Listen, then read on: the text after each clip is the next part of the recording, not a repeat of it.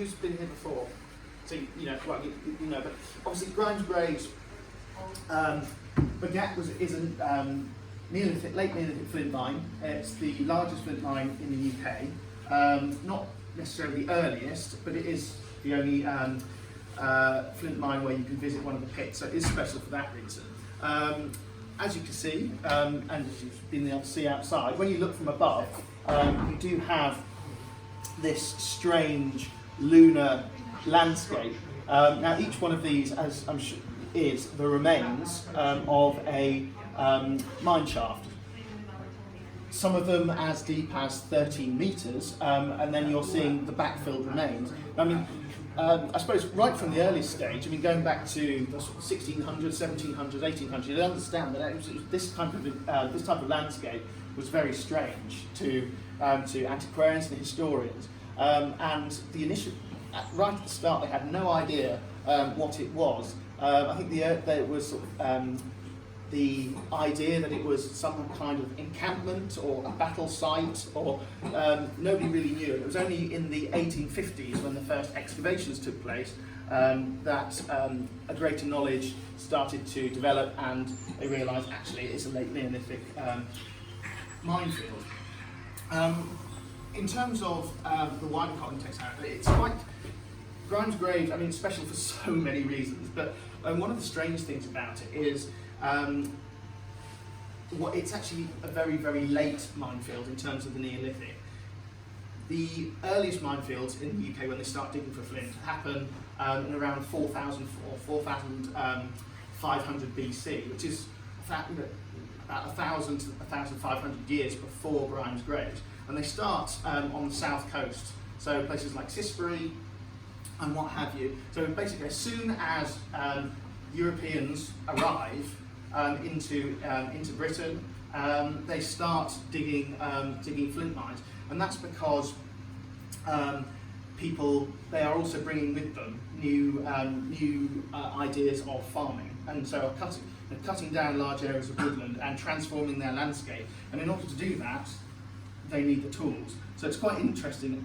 As you go across and from places like Turkey and the Middle East, from about 10,000, 12,000 BC, actually almost exactly the same time as they move slowly across westwards towards Britain.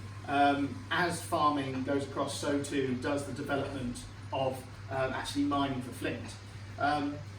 Of course, stone tools are nothing new by this stage. I mean, I think the oldest tool found, or stone tool found in Britain, actually is in Haysborough, which is Norfolk, not that far away, but it's 500,000 years old. And if you go into Africa, Olduvai Gorge and places like that, the earliest of very basic stone tools are up to 2 million years old. So the idea of working tools, of working stone of different types into tools, is tens, hundreds of thousands of years old. That's nothing new. What is new about Grime's graves, and about mining, is the large-scale mining of stone in order to provide enough raw material in order to completely transform the landscape, cut down the trees, turn it into somewhere that can be farmed. So that's why flint mines in particular are special and slightly different to just work tools.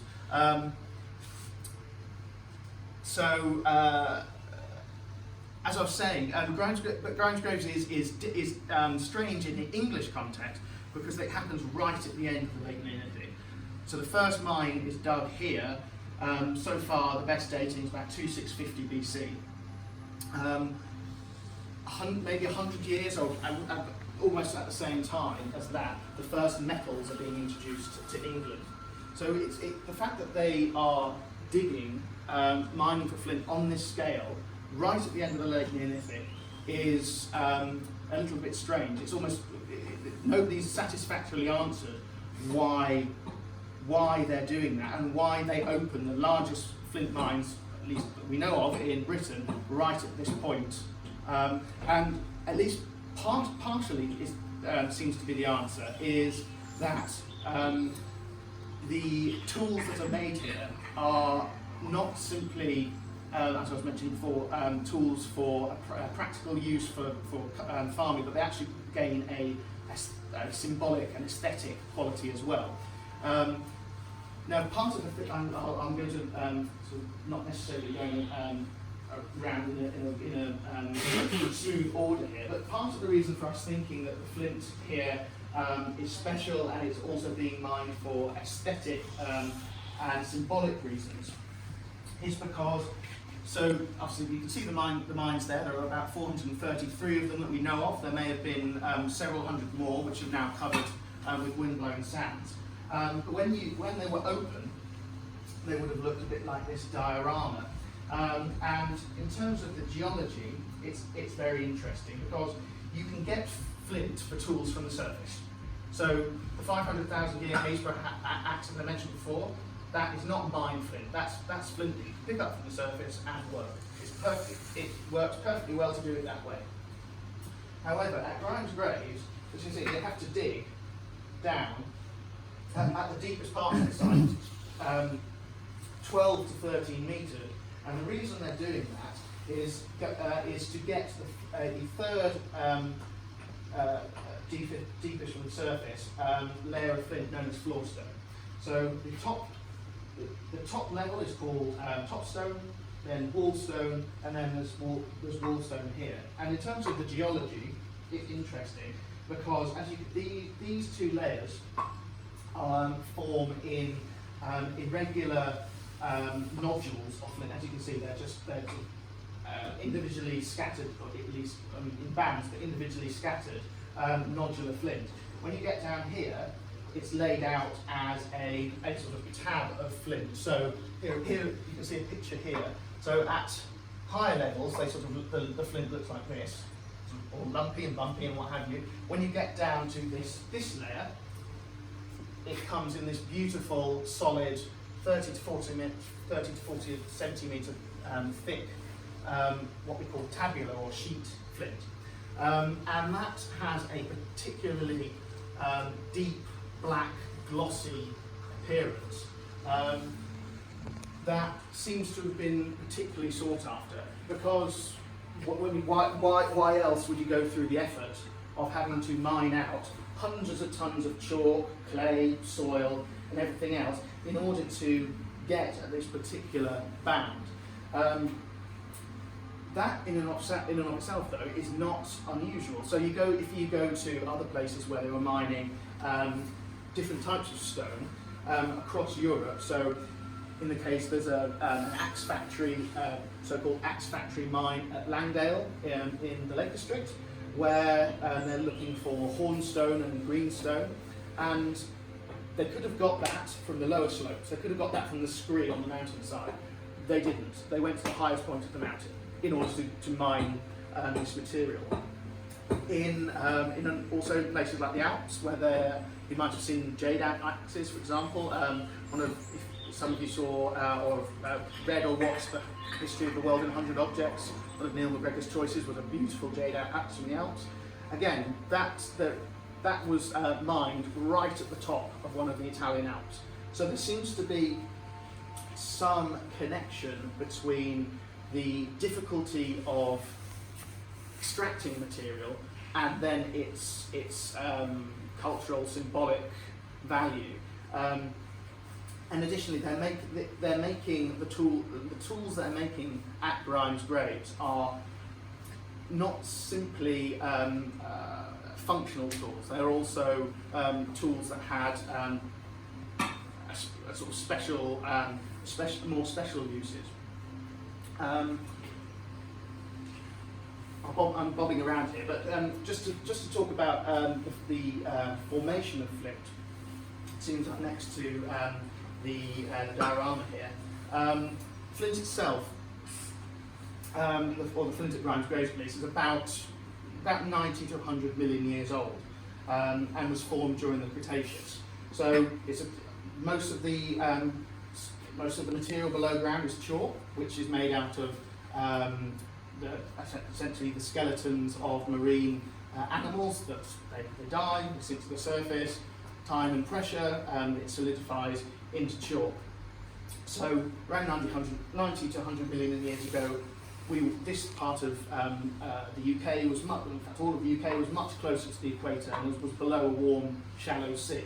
So all of those hundreds of millions of marine sea creatures died, sank to the bottom and formed chalk. Silica, however, or flint, however, is made from silica, which is other marine sea life, such as sea sponges and what have you, where their bodies are made from silica rather than calcium, so under the same circumstances they would die, sink to the bottom, but because they've made their bodies are made from silica, when that is subjected to time and pressure, silica sort of goes into a sort of ooze, and then at least in terms of nodular flint, that ooze went into cracks within the chalk and little cavities, and that's why a lot of the time chalk, or flint rather, is in these lumpy formations, because it's literally this ooze that's separated, gone into cracks, into spaces within the chalk and then solidified.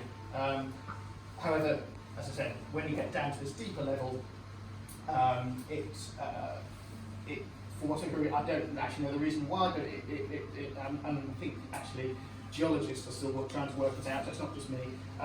It formed into this tabular band. Right, yes, as I say, I'm bobbing around it here, but that's okay. In terms of, so going then back 4,500 years, they started the Grime's Grays, as I mentioned, very late, about 1,500 years after the beginning of flint mining in England. We don't really know why, but one of the opinions has been that people are actually coming from the continent. So it's quite a sort of a late development where people are coming from the continent in order to make special tools. The main or the principal mining tool was antler picks. They obviously didn't have modern machinery, and so antler picks are taken from red deer.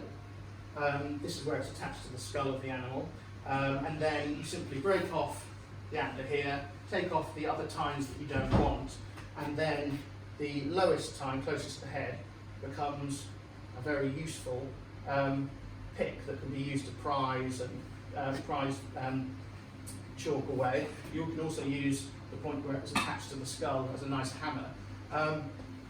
Most of the antler picks that we find in the excavations of the mines were shed naturally.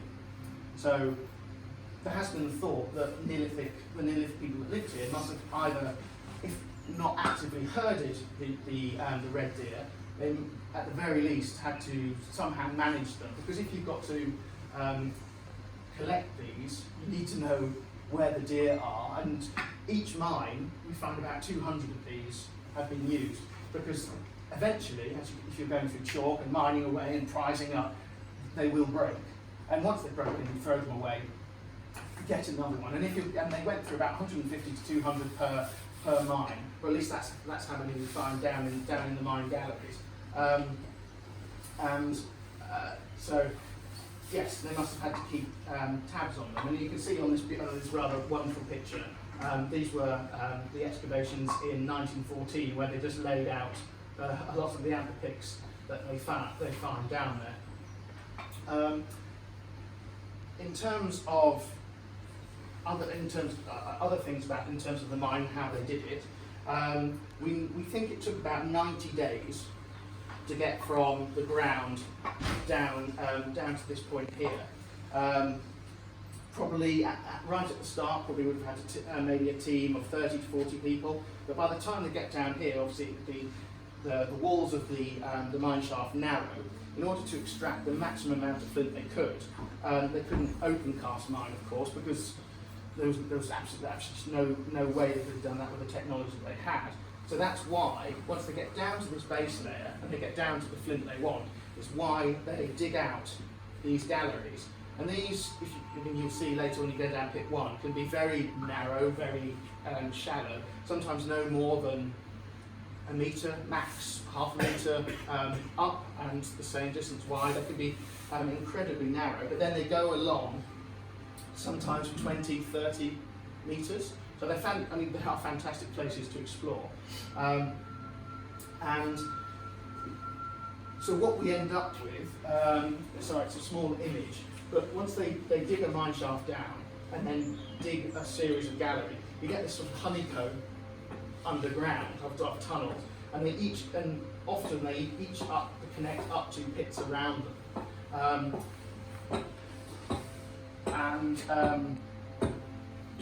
Which I think is a remarkable thing, because they must have been, not only did they know the flint was there, so they knew about geology. They also knew about structural engineering, because we know they were very safety conscious, and the reason we know that is because often they dug pits in pairs.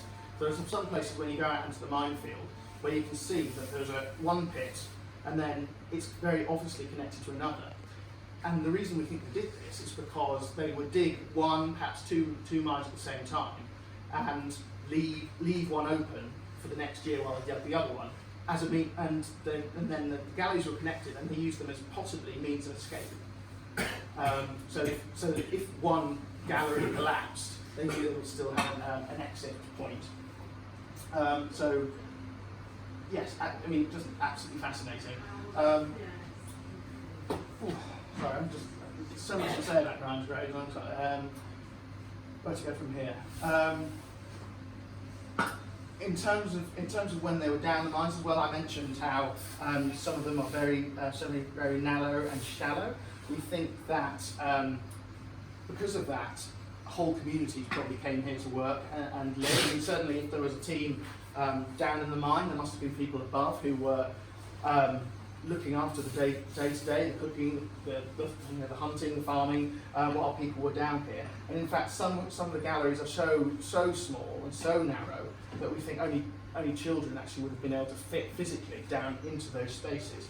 So it probably was a whole community of people that came, and I suppose because we know that deep mining took place for about 200 years, but then mining then carried on for a few hundred years after that, that it probably was a thing of people coming back here year after year with their families, teaching the younger generation what to do and how to do it, and then that just perpetuating for the next few hundred years.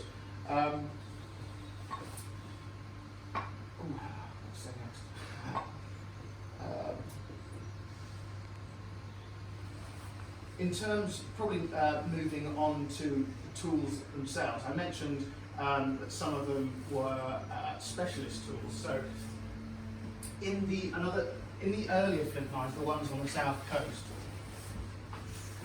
it seems that effectively they were dug to make axes.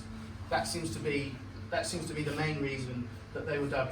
However, when you get to the time of Grime's graves, we have a lot more specialist tools. So one of them, as you can see, number 3, that's called a discoidal knife, and it's a discoidal because you can see the shape is roughly circular. It's maybe 2 to 3 centimeters thick, and most of them would have been polished.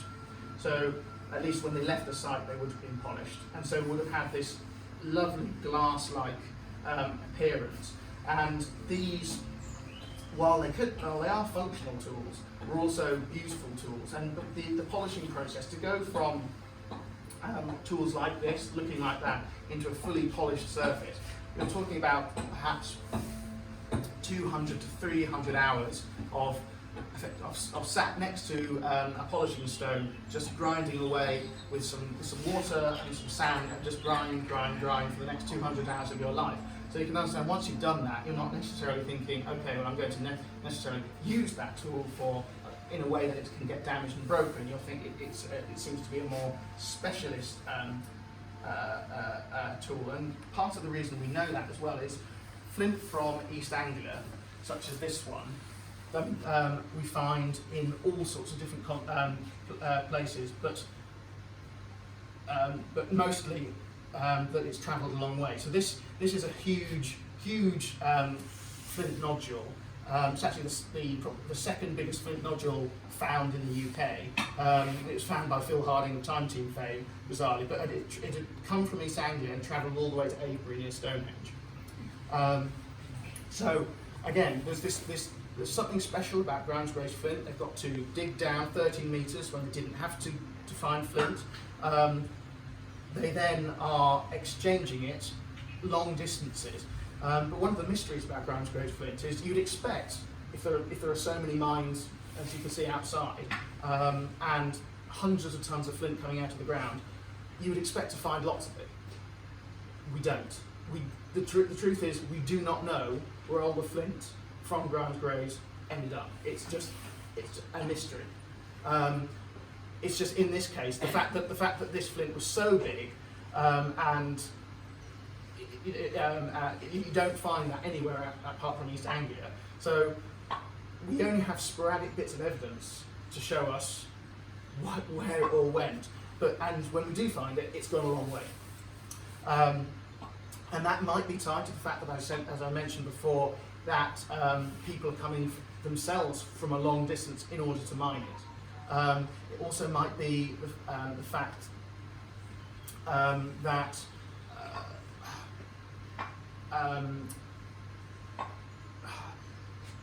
at this point in history, metals are starting to arrive, and so the flint here, it being very deep, glossy black, was seen as being especially important or especially significant. In truth, we don't know. Another mystery about Grimes graves is we've never found human habitation in the Neolithic on site. So we don't know where the people, when they came here, where they were living. We haven't found any evidence for it. What we do have is evidence from the Middle Bronze Age. So that's about 1,000 years after mining has started. People come on site. This is when mining has ended, and they use the hollows as rubbish dumps. So 1,000 years after mining, people come back and they go, oh, well, that's convenient. There's nice holes. We'll throw our rubbish in there. So we've got evidence of human habitation from that period, just not from the late Neolithic. So it's probable that people are coming here, and then maybe there's a river valley about a mile away, so maybe we're living there, and then coming here. Mining only took place as well during the summer. We know that because we found in excavations Neolithic bat remains in the pit. So actual bats that died during the Neolithic, and because bats obviously only roost during winter, and only would have gone into the mine if there weren't people there mining away, creating noise, what have you. So the pit must have been open and abandoned, no people in there. The bats went in, roosted over winter, and then unfortunately late Neolithic people came in and backfilled while the bats were down there, and then that's where the bats stay. So yes, and again we found no human remains from the late Neolithic here. At Sisbury, I've mentioned multiple times, there was a female skeleton found actually in the mines, where they think it's possible that a cave-in occurred, and the female miner was trapped and unfortunately killed in the mines. At least at the moment at Grimes graves, even though it's the best excavated minefield in the UK, we haven't found any evidence of anybody in the late Neolithic dying down the mines. The best we can do, and Jennifer will show you later, is we have found the remains of a dog skeleton, but that seems to have been a deliberate burial. Where people, because as I'll explain with the objects on the site in just a little while, at the end of the mining season, we do find ritual is an overused word in archaeology, but in Grimes graves it seems that there is no other explanation, because at the end of mining, before they backfilled, they took down all kinds of objects with no practical mining purpose. So pottery, sort of carved chalk objects. What else is there? Found, well, ants, the dog skeletons and other precious things, and then deposited them, often in sort of formations which were deliberate. So they placed them in little arrangements and then backfilled. So at this point, I think we can go over and we can actually look at some of the objects. What did it fill with these big bit of flint? So, no, sorry. So when you, in order to mine, you've got this hundreds of tons of chalk, debris, stuff, and we found rope marks in the pit. So they're dragging all that debris up using ropes, and that just hangs about. Well, and then when they move on to a next mine, they then backfill from that mine, goes back in. So it's a sort of roving process where they're opening up a mine, filling the one that they've in the past year back up again with the debris that they dig up. So it's a sort of, so that's when I say backfill. It's just the chalk that's been mined out going back into the pit and filling it up again. Oh no! Oh, sorry. I've just been asked about the route. No, they are hammer stones. So when obviously the flint comes up to the surface, and then in the process of turning that raw chunk of flint into a tool is called knapping, and that's done by, I think, just stones. Sorry? No, by just hammering it. So there was a video that showed it. Well, that's the perfect shape because it's you need something uniform in order to make your knapping predictable. So when you start off, a big nodule like this comes up from the earth. You drag that up using ropes. The pits themselves, the people go in and out using ladders, which are just made from the trunks of trees. So you bring a chunk like this up, and then with a stone like that, you just whack it effectively. And that's, obviously you need to know. Knapping is very skilled. I'd say you just whack it, but you need to know where to whack it, what angle to whack it, and so because it does. If you know what you're doing, it behaves predictably. And so a skilled napper will be able to turn something like this into an axe head within, I don't know, 20, 30 minutes. But I can guarantee, if any of us tried, it would just be a lump of flint on the ground, and we'd probably have cuts. And so you really need to know what you're doing. In fact, you can see the process here, where this is James Dilley, who is a modern flint napper and a modern prehistorian. And you can just see he takes the stone, but you can see he's analysing the stone or the flint as he goes, and gives it a whack, and then a flake comes off, and you just by repeating that process. Weakness, really. Exactly, because flint is, it's one of the hardest substances. I can't remember the measurement for hardness off the top of my head, but diamond is one of the hardest. yeah, but flint is on the scale, or whatever the scale is, just below diamond. Yeah, because it's not. Glass is much softer. Isn't it? Yeah. And then with the advantage. It's not glass, isn't it? No, because it's silica. Yeah, it's even though once you polish it, it can have the appearance of a sort of smooth glass-like substance, but because it's very hard, it also comes with a brittleness. So if you know how to exploit that brittleness by using a hammerstone in order to and hitting it in a certain way, you can then, as James has here, or once you hit it in a certain way, you can then make the edge into something that's very sharp and very hard, but then doesn't have the inherent structural, or because of its shape, isn't able to give. Well, it can break, but at least has the properties that you want. And then, as you might have seen in this video, you start with a hammer, but then or a stone hammer, but then as you get finer and finer and want to make your work more delicate, you then move on to something softer, like this, which is just a piece of antler again, like the antler pick. You then move down to an antler, and then you're able to do finer work in a smaller blade. And then by polishing it, just the process, and then you put the resulting axe or whatever you want into haft or a wooden shaft, and all of a sudden you've got yourself a perfect, very workable axe, which, and again it shows in the video, is remarkably effective. It's almost effective as metal. So there's a reason why it wasn't aligned. Not using. Yeah, I think. Yeah, I mean it's